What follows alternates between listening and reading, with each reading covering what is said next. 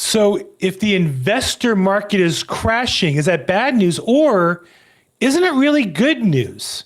Let's talk about that. I'm Bill Gross, real estate broker. Welcome to my weekly real estate update. Last week, we talked about housing affordability as a fake argument for politicians and news people.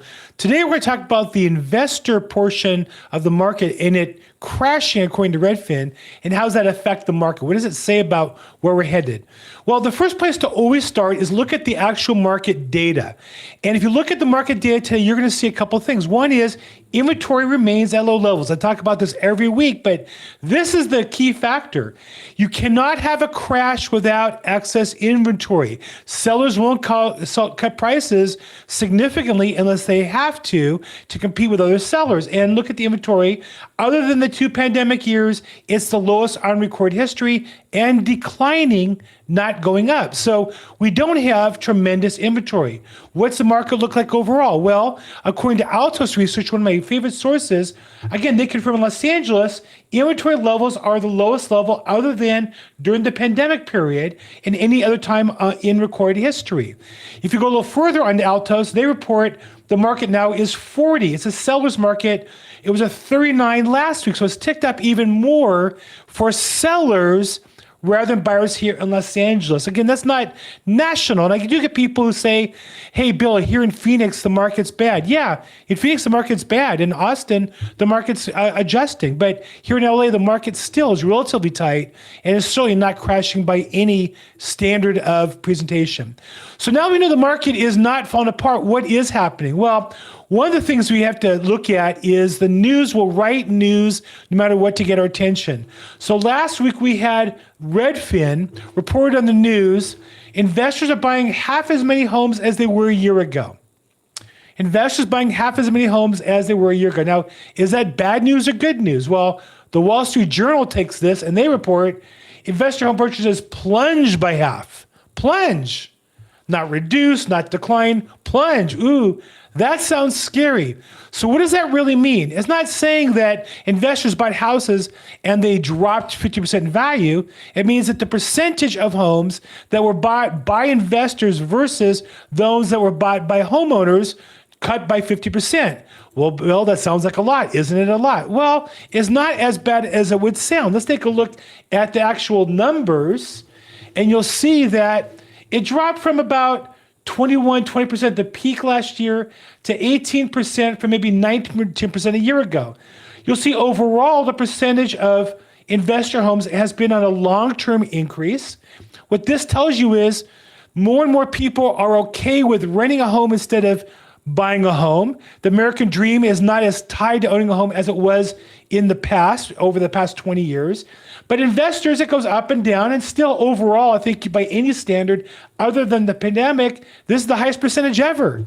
So again, this looks more like a correction to pre-pandemic levels than it does look like a plunge. But again, the real estate market's gonna report it as a plunge. I think when you go a little deeper and look at the report that Redfin does put out, they put two important statistics. Investors bought 18% of the homes that sold, down from 19%.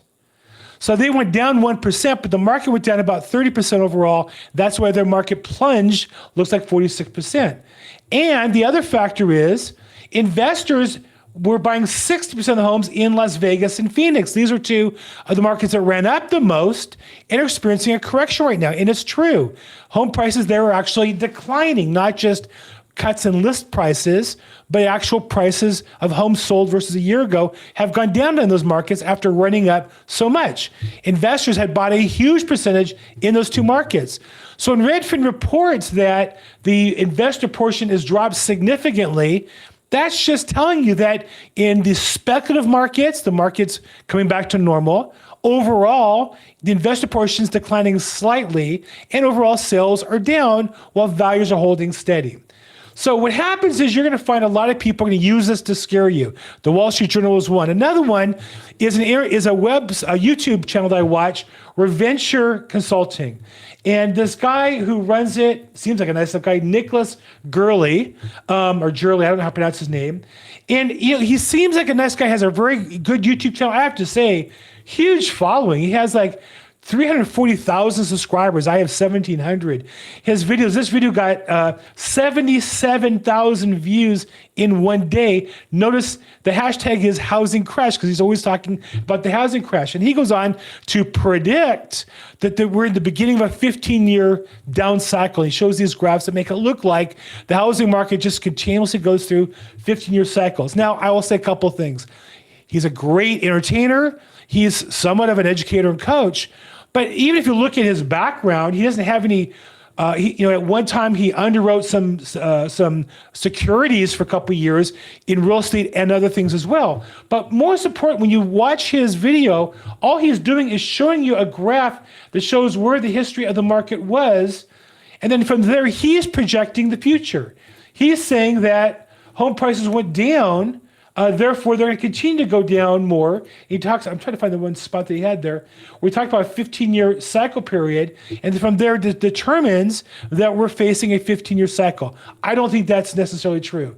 He does point out there's too many real estate agents, and that along with housing sales going down, there'll be less realtors. I think there's some truth to that. But I don't believe there's anything he's offering you that says prices will go down other than historically there have been cycles like waves, and this is going to be a wave that we're going to ride. I don't know that's something that you really want to base a business on just because housing cycles changed in the past. I think we want to look at what's happening right now. More than that, let's talk about the issue of investors buying or not. Isn't it good news that investors are buying less? Well, Bill, how can it be good news?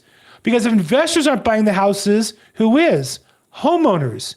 Aren't homeowners buying more houses, meaning homes are more affordable? We see all the time on the internet how affordability is low, affordability needs to be worked on, and affordability needs to go up. In fact, here's Fannie Mae, really some of the worst information in the source. Housing sector awaits improvement in affordability.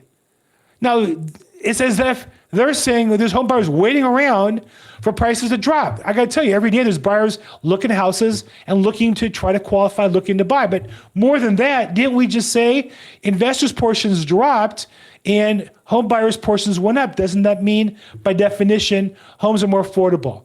So again, don't get caught up in the news and the proclamations. Let's look at the data.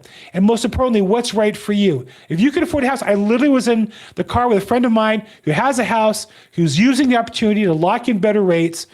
Use the market for your situation, whether it be locking in a rate, getting a buy down, or if it's a good time to sell for you, it's a good time to sell. How can I help you? Call, reach out. I'm Bill Gross. I'm on social media at Bill Gross EXP. And as always, make today your best day ever. Thanks.